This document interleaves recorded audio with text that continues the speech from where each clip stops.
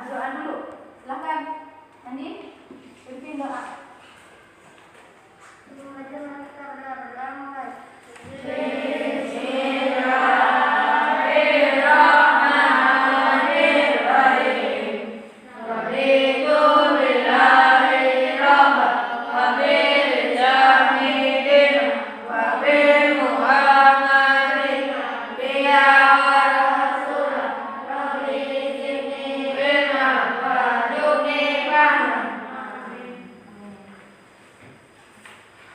Baiklah, sebelum kita mulai pelajaran, Ibu akan mengabsen di sini.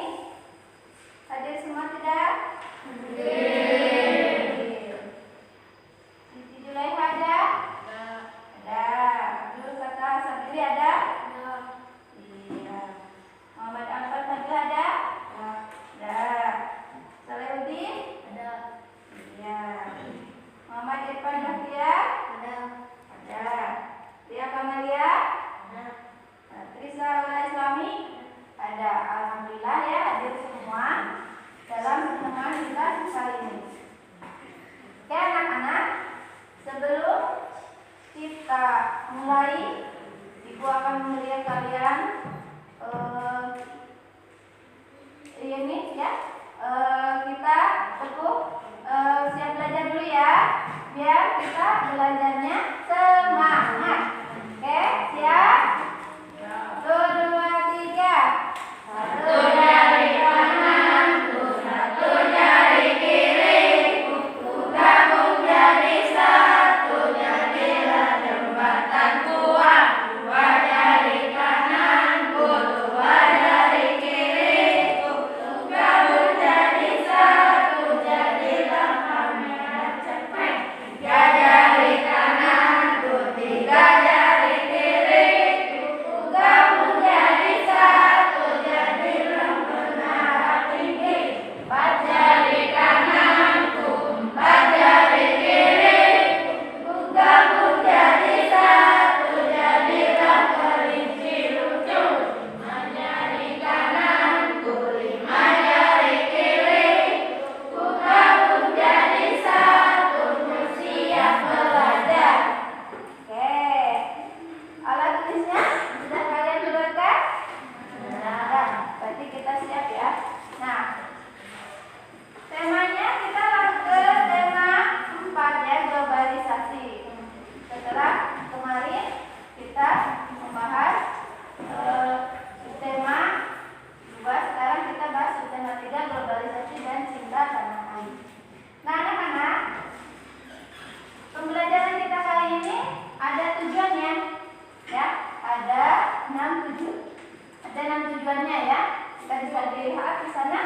Yang pertama, dengan baca teks eksplanasi yang berjudul Indonesia meluncurkan program Akademi Energi Surya pertama di Asia Tenggara, siswa mampu mengidentifikasi informasi penting dari tiap paragraf pada teks yang dibaca dengan tepat. Yang selanjutnya, dengan berdiskusi kelompok, siswa mampu menulis informasi penting dari tiap paragraf teks eksplanasi yang dibaca dengan kata-kata efektif dan kosakata baku dengan sistematis. Selanjutnya lagi, dengan baca dan membaca di pembelajaran, siswa mampu menuliskan informasi tentang bentuk kerjasama dan peran Indonesia di bidang iptek dalam lingkungan ASEAN dengan mandiri. Selanjutnya, dengan bertanya jawab, siswa mampu menjelaskan manfaat sumber energi alternatif energi listrik dengan tepat. Yang terakhir, dengan melihat video, siswa mampu menuliskan prinsip kerja sel surya sebagai sumber alternatif energi listrik dengan sistem. Oke? Nah, masih semangat tidak? Semangat dulu ya. Tetap semangat.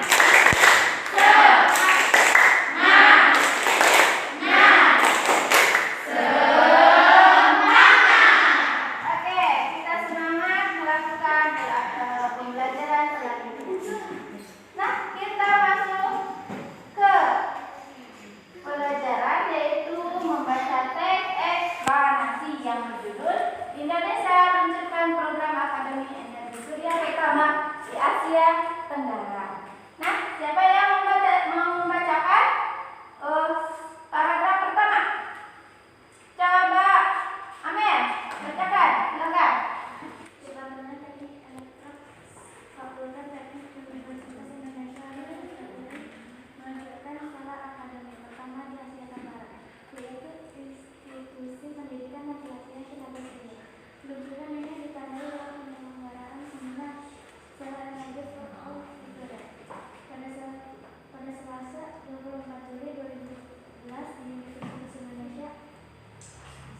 pertama dihadiri oleh para pakar energi dari Jepang, wakil dari Asia, serta pemerintah selaku penentu kebijakan energi nasional. Seminar membahas tentang potensi perkembangan serta penggunaan energi terbarukan tenaga surya di Indonesia dan di Asia Tenggara. Indonesia dan negara-negara di Asia Tenggara merupakan negara kaya potensi sumber energi terbarukan, khususnya tenaga surya. Namun potensi pemanfaatan tenaga surya tersebut belum optimal. Oke, lanjut ini paragraf keduanya. Siapa dia? Coba baca. Sel surya merupakan lempengan tipis terbuat dari silikon yang dapat memukul langsung cahaya matahari menjadi energi listrik. Lempengan sel surya tersebut diberi muatan positif dan muatan negatif. Saat cahaya mengenai lempengan tersebut, kemudian akan memicu muatan positif untuk bertemu dengan muatan negatif sehingga terjadilah arus listrik.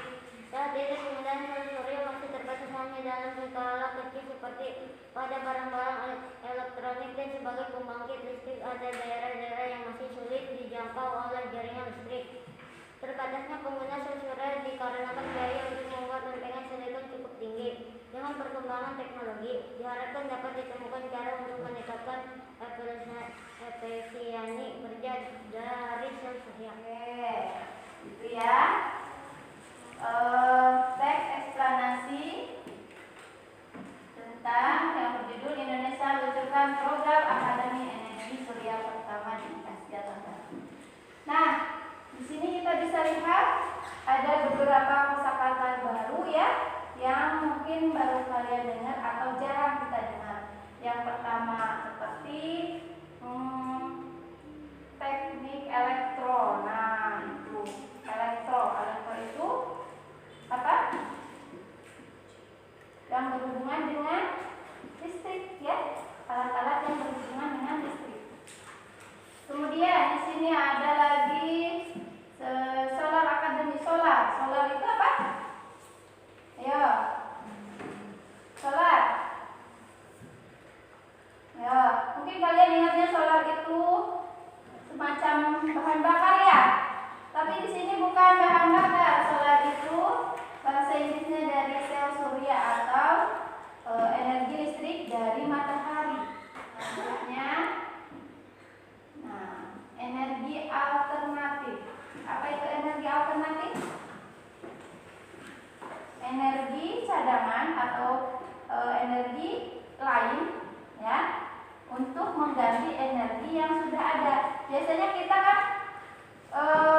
energi yang kita gunakan energi fosil. Apa itu energi fosil? Bahan bakar yang terbuat dari fosil. Contohnya minyak bumi, gas, batu bara. Nah, itu lama-kelamaan itu habis. Maka pemerintah dan pihak-pihak terkait mencari energi alternatif. Apa sih?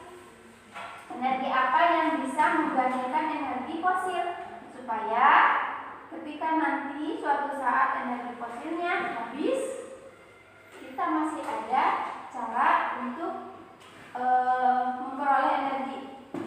Nah, salah satunya itu dengan sel surya, yaitu dengan energi matahari. Matahari itu energinya tidak akan habis, ya, tidak akan habis, akan terus ada, ya. Oke, nah, agar kalian bisa mencari, ya, atau informasi-informasi dari bacaan tadi teks eksplanasi, maka ibu akan membagikan LKPD. Di sini kalian bersama-sama teman satu kelompok, kalian cari di paragraf pertama apa sih ya informasi pentingnya, nanti kalian tulis di sini. Nah, itu akan bertanya, silakan berdiskusi.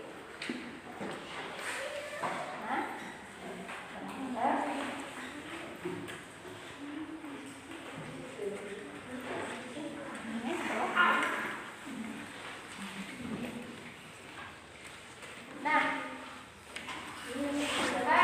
yang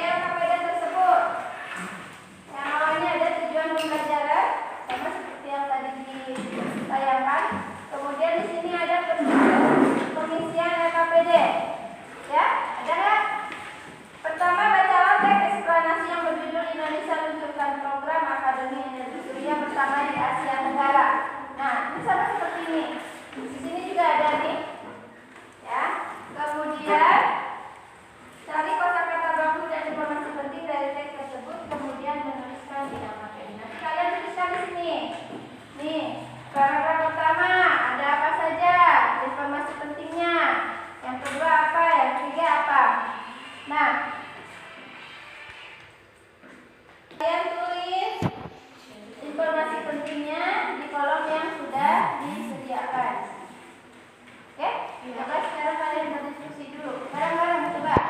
Gabung sama temennya. Baca. Sekali lagi. Nah, di sini masing-masing di nah, ini kalau nggak kelihatan di sana coba.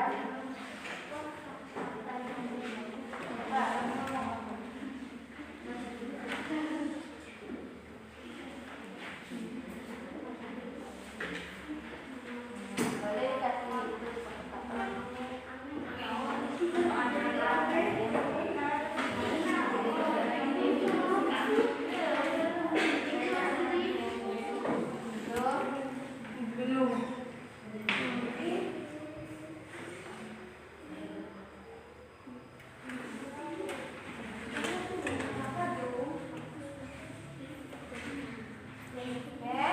kalau udah kita ke materi selanjutnya, yaitu kerjasama Indonesia dengan negara-negara ASEAN. Salah satunya ya, kerjasama Indonesia dengan negara-negara ASEAN. Tapi ada beberapa lagi kerjasama dengan negara ASEAN. Oke.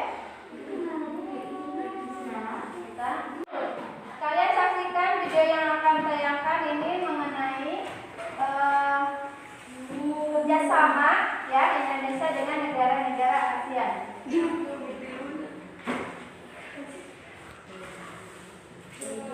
Kali ini kita kembali belajar pada tema 4, subtema 3, muatan pelajaran, ilmu, pengetahuan sosial. Kerjasama negara anggota ASEAN dalam bidang ilmu pengetahuan dan teknologi. Tujuan kerjasama ASEAN dalam bidang ilmu pengetahuan dan teknologi adalah untuk meningkatkan sumber daya manusia yang memiliki kualitas dan daya saing dunia. Berikut ini adalah contoh kerjasama negara anggota ASEAN dalam bidang ilmu pengetahuan dan teknologi. Kerjasama yang pertama yaitu Deklarasi Penguatan Kerjasama Pendidikan yang dilaksanakan pada KTT ASEAN ke-15 tahun 2009. 2. Kerjasama yang bertujuan untuk meningkatkan jumlah tenaga ahli ASEAN. 3. Pertukaran pelajar antar negara ASEAN dalam program Studi Mobility serta ASEAN University Network. Tujuan kerjasama ASEAN. Tujuan yang pertama yaitu mempercepat pertumbuhan ekonomi, kemajuan sosial, serta pengembangan kebudayaan. 2. Meningkatkan stabilitas dan perdamaian. 3. Saling membantu di bidang sarana-sarana pelatihan dan penelitian dalam bidang pendidikan, kesehatan, teknik, dan administrasi. Manfaat kerjasama ASEAN. Manfaat yang pertama, menumbuhkan rasa saling memiliki dan toleransi antar negara anggota. Manfaat yang kedua, semakin dikenalnya budaya Indonesia oleh negara-negara ASEAN lainnya. Terciptanya kawasan yang damai, bebas, dan netral dari pengaruh negara luar. Meningkatnya investasi dalam kegiatan produksi dan jumlah ekspor. Selanjutnya, mari kita perhatikan peta pikiran kerjasama ASEAN berikut ini. Sikap Indonesia dalam kerjasama ASEAN yaitu bersikap proaktif dan memberi dukungan positif terhadap program-program yang dibuat oleh negara anggota ASEAN. Sikap yang kedua, bekerja keras dan mau menerima perubahan dalam era globalisasi. Sikap yang ketiga, menggapai cita-cita dengan giat belajar untuk menghadapi era globalisasi. Selanjutnya, contoh kerjasama di bidang sosial, yaitu menjalin kerjasama dalam menanggulangi dan mencari solusi tentang perkembangan penduduk di negara-negara anggota ASEAN. Manfaatnya, masalah perkembangan penduduk dapat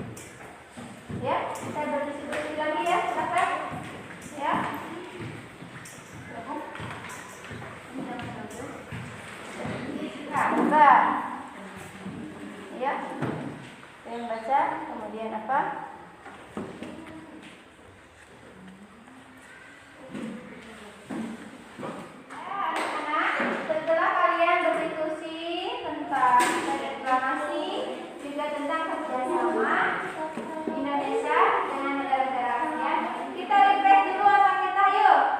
Nah, di sini ada senam otak. Ya, coba kalian berdiri semua, kemudian lakukan ya kalau ada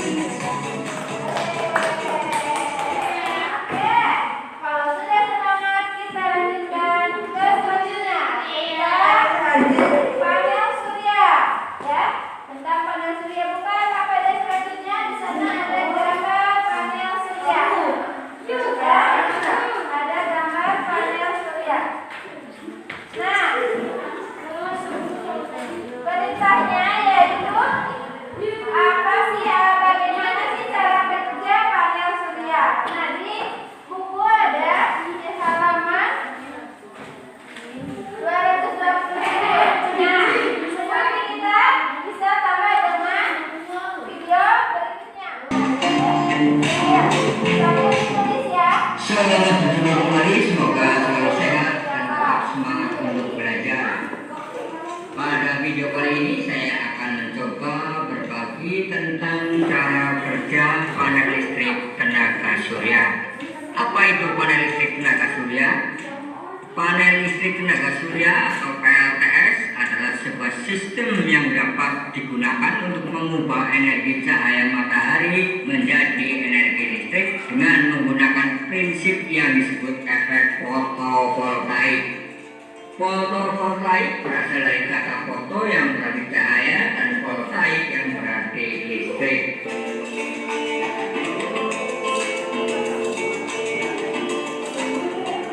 Sementara PLTS juga memiliki beberapa kelemahan atau kekurangan.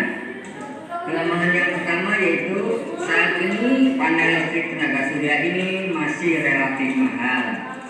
Selain juga komponen yang mahal, juga biaya pemasangan panel surya ini masih relatif mahal.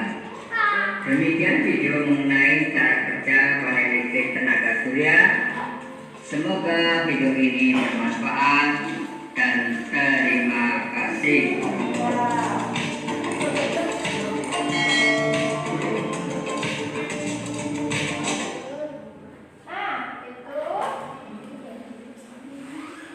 video pembelajaran tentang cara kerja panel listrik, yaitu yang memanfaatkan tenaga surya. Di sini kita lihat panel listrik. Nah, di sana ada panel surya, kemudian ada namanya controller, ada inverter dan baterai. Nah, panel surya itu menyerap cahaya matahari, kemudian dimasukkan ke controller, ya, dikontrol energi listriknya, kemudian disimpan di baterai, ya, kemudian masuk ke inverter, baru bisa disambungkan dengan peralatan listrik seperti TV, kemudian kulkas,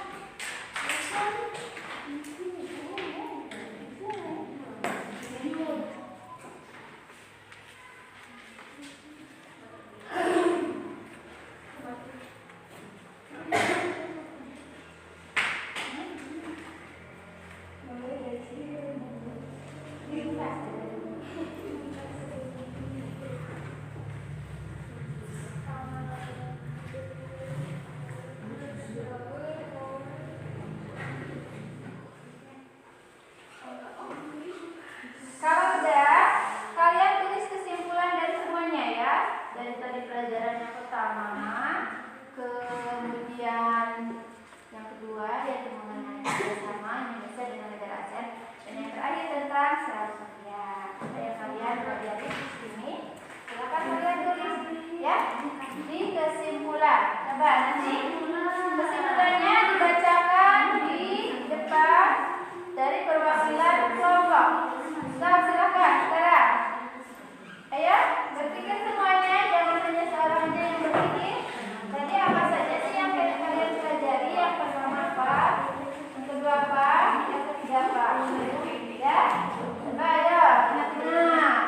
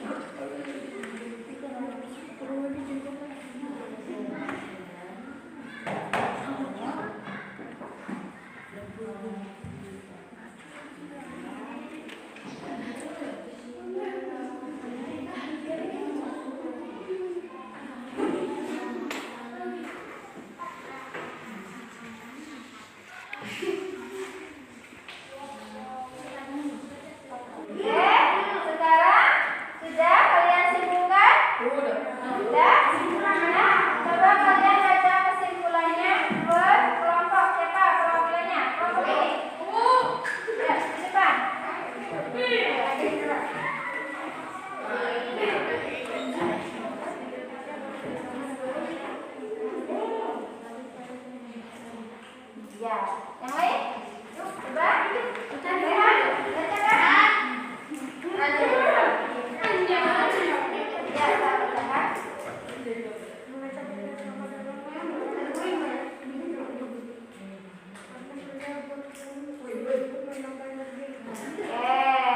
Kelompok sana.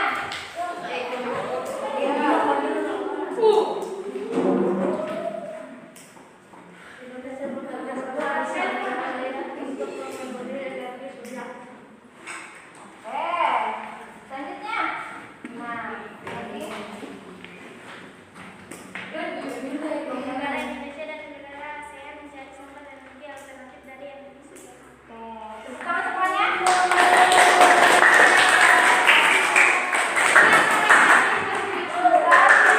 Diskusi tentang pembelajaran tema 3 ini ya. Tema 3. Nah, tadi secara kelompok, sekarang coba untuk kabarnya kumpulkan dulu. Ya. Oke, ya. Nah, untuk selanjutnya di sini ada pertanyaan, 10 pertanyaan yang berkaitan dengan pembelajaran yang sudah kita pelajari tadi.